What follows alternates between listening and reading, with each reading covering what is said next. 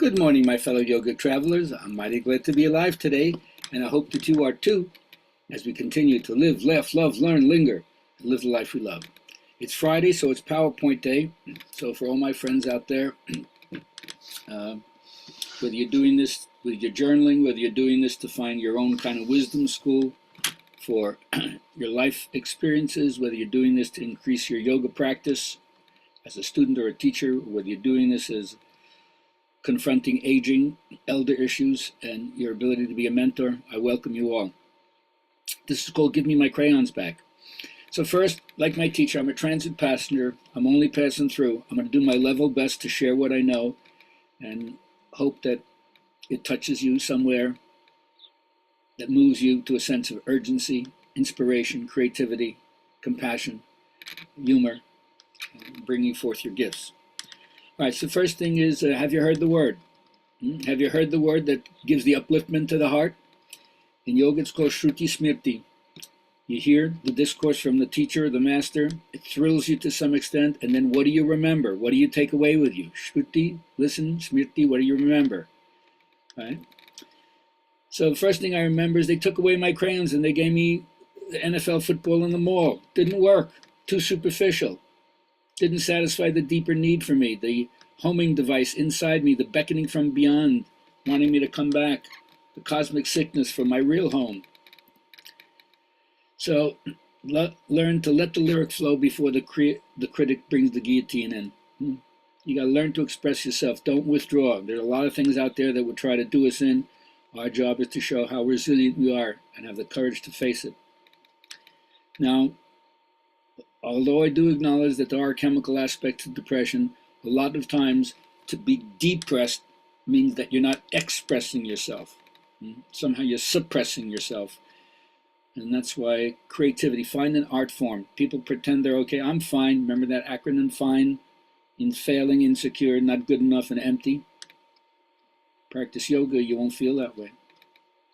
Now, give birth to trust your own images. This is so important.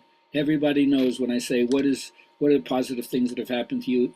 An image comes in your mind. What are negative things that have happened to you? An image comes in your mind. And that's where you draw forth your creative impulses from, the positive and negative experiences of your life. Not like introspective meditation. This is the danger of introspective meditation. You trust somebody else's images, which pass from outside into you, and then you're supposed to create from them. And you can do some amazing things with other people's images, but it's not your images. So I love the Hare Krishna people. I've chanted myself, but it's not the way that my own inner working is. It's something that's put in from outside, because you have to learn to trust the images that are inside, and from there bring them forth. Now, part of this has to do with understanding the subjective association that each one of us has with the difference between the connotative and the denotative meanings. The denotative meaning is what you find in the book, exactly the agreed upon understanding. A house is, walls and a door and windows and people living it and so forth. But the connotative meaning, what was your house? A 6th floor walk up in an apartment building? Did you live on a farm? Do you have one only child, 10 kids? Were the parents together? Were the parents divorced? Was it an alcoholic family and so forth? The connotative meaning based on your experience is different than the denotative meaning based on what we all agree upon as a house. Remember that as you listen to the stories. So another thing that's important for all of us who are mentoring other people and has nothing to do with chronology. You're 20 years old, you can be teaching guitar to somebody who's like 10. You don't have to be decades older than them to be a mentor. So the question I ask you, however, is how often do you admire younger men or women? Our job is really important to bless the next generation so they can take over the power and not give them the squinty eye and say they're not worthy and keep them at bay. We've got to do what we can to help them, ennoble them, support them, bless them.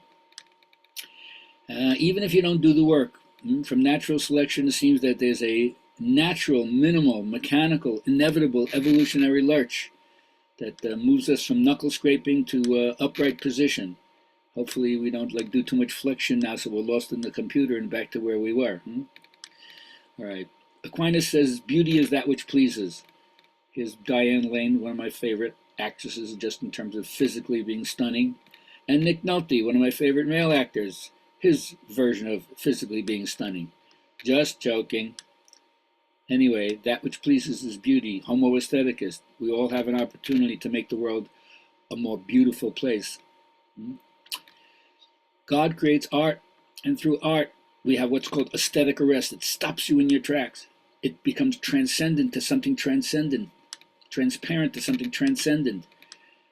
And that's where the epiphany, the irradiance of eternity, pours through into the field of time. And you either get the fascinating, unbelievable, awesome view, or the sublime, the awful, shattering of your ego view. Either way, it's a manifestation of the divine. Hope you can recognize it when it happens to you. And then from James Joyce, do you know what art is? First, good art has what's called integritas, a sense of wholeness. It's hermetically sealed within that frame and set apart from everything else in the world. When you look at it, you see consonantia, the rhythm, the harmonic proportion of one aspect of the painting to another. Every part fits into the whole, and the whole is made up of every part.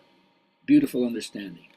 And then if those two are favorably achieved, you get claritas, that light-filled thing, which stops you in your tracks and gives you that moment of time where you are not, but it is. And that leads me to looking at how my teacher does the postures, because it's the same way. He's like in a hermetically sealed position. Everything outside the pose doesn't matter. One part of the pose is related to the whole, and you can't do the whole without each part doing its part. And then when you do it, all of a sudden, poof, you get silent, luminous stasis. One of the best 3-word descriptions of samadhi I've ever heard. And then you enter into the mystical, where you don't get it by progressive study, because you can't master infinity. And no matter how far you go, it seems like there's always another depth dimension for you to unfold. And yet you're plugged into everything, both at the earth level and the space level. And so all I can tell you to end it for today is unfurl your sail.